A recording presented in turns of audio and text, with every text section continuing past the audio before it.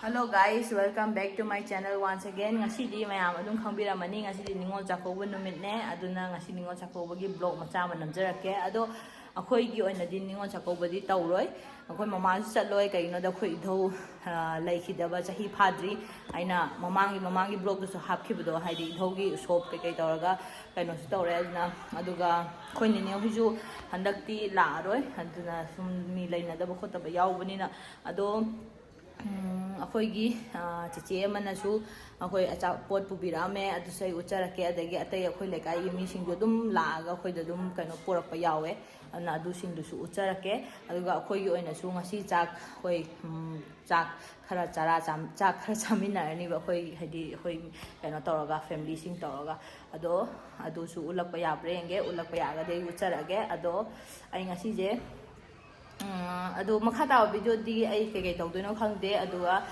matang dugi oina ai tawraga ai ucharage to mayam haujarage ne koi chebi na pirambani chebi ai video si yeng ta ga di thank you pot si pibirame cha ya ni si support mayam pirame si dia support mayam phangani do makha muk Tay kana laki sih, ado makata video hoser age. Othar royo ay na humamang ni dara na khad toy ko. Ili sa sim daw. Hadan taw ram ni ngasi na in taw doy ne. Nang ngayong jacket pa. Chalo na. Mana kuiru jaw sa khra. Chalo. Iyeng age duga mo. 3 table চামচ কালো সরষে আপনারা চাইলে এখানে Thongdri Yung jacket sắp có rồi nhìn nhau đây quay càng tận tí hàng đồ chứ gulab jamun nanti rasgulla nih si dinangi favorite nih Milmet jauh dari milmet ini juga mazam tuh tuh Sama ya deh Pista kamu habon ini nggak naik Sabun dia noya deh Chân lạc quay video om ta nằm kìa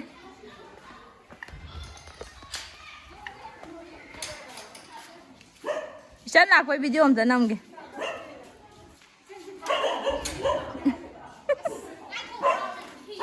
Box này nó cháu với lệ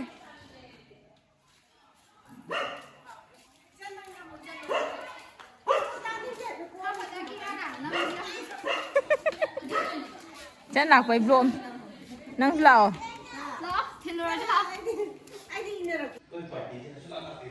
Sale đấy Để chú lại đấy Vlog upin na Để có chụp vào gini Jadi vlog ko nang di fay TV em kan Ay video nang shoot ra Jadi Thum hapani Machu Nah ko hello ha yek doi ni Thum chulai đấy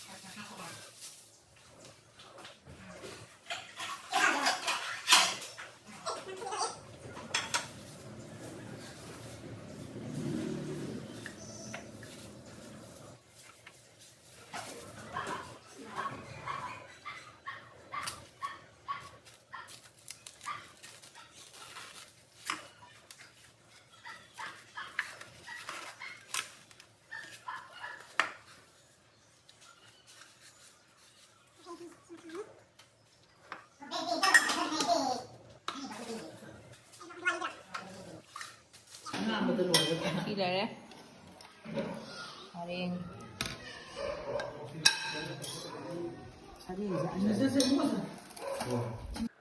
Saksa thoga ngasidi koibo oina KASOM KHULLEN haibra adugi village tu da oina koiba ꯆꯠꯇꯣꯔꯦ ꯑꯗꯣ ꯁꯤ ꯂꯝꯕꯤꯗꯅꯦ ꯑꯟꯗ꯭ꯔꯣꯔꯣꯝꯗꯒꯤ ꯇꯧꯔꯒ ꯁꯨꯝ ꯊꯧꯔꯛꯑꯦ ꯑꯗꯣ ꯃꯌꯥꯝ ꯁꯤꯒꯤꯁꯤꯗꯗꯤ ꯀꯩꯅꯣ ꯍꯥꯏꯗꯤ ꯃꯐꯝꯗꯨꯗꯤ ꯅꯨꯡꯗꯥꯡ ꯋꯥꯏꯔꯝ ꯇꯥꯗꯧ ꯃꯥꯜꯂꯦꯕ ꯑꯗꯨꯅ ꯁꯨꯝ ꯚ꯭ꯌꯨꯁ ꯑꯣꯏꯅ ꯁꯨꯝ ꯂꯝꯕꯤꯁꯤꯡꯗꯣ ꯌꯥꯝ ꯐꯖꯩꯌꯦꯕꯀꯣ ꯑꯗꯣ ꯁꯨꯝ ꯚ꯭ꯌꯨꯁ ꯑꯣꯏꯅ ꯁꯨꯝ ꯎꯠꯆꯔꯛꯀꯦ ꯃꯌꯥꯝ ꯌꯦꯡꯃꯤꯟꯅꯁꯤ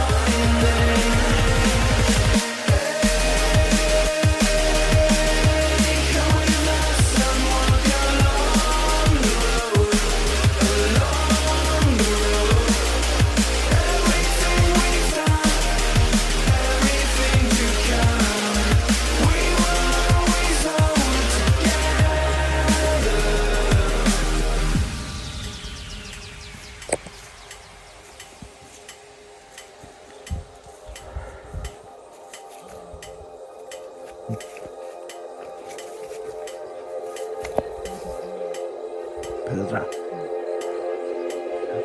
ꯊꯤꯡꯒꯗ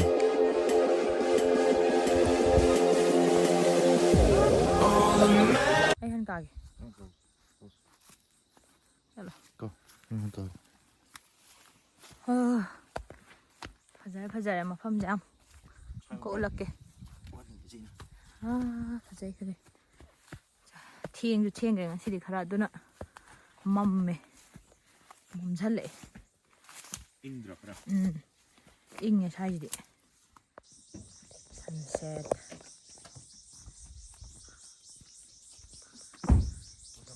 ꯀꯨꯝꯊꯔꯛꯑꯦ ꯁꯤꯗ ꯉꯥꯜꯂꯦ ꯌꯥꯝ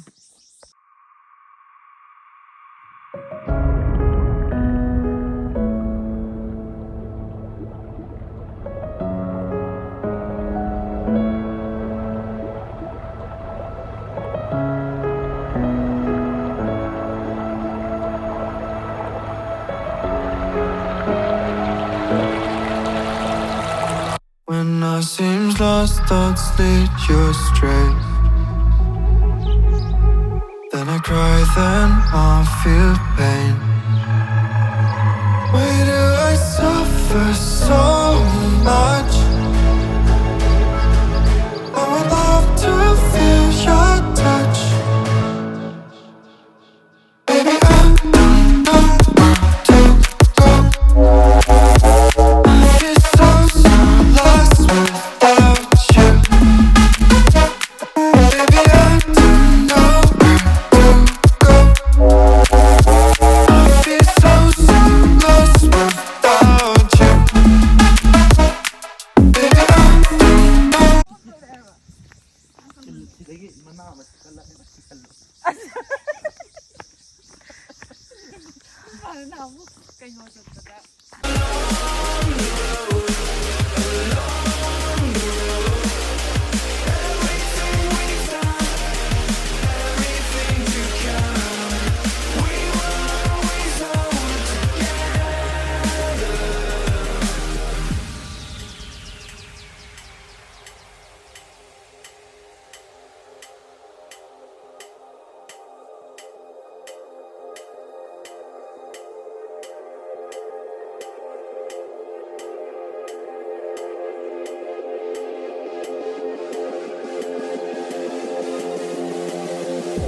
All the memories